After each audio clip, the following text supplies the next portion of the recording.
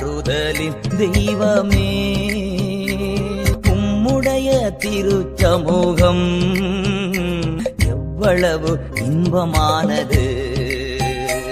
ஆறுதலின் தெய்வமே உம்முடைய சந்நிதியில் தங்கியிருப்போர் உண்மையிலே பாக்கியவான்கள்.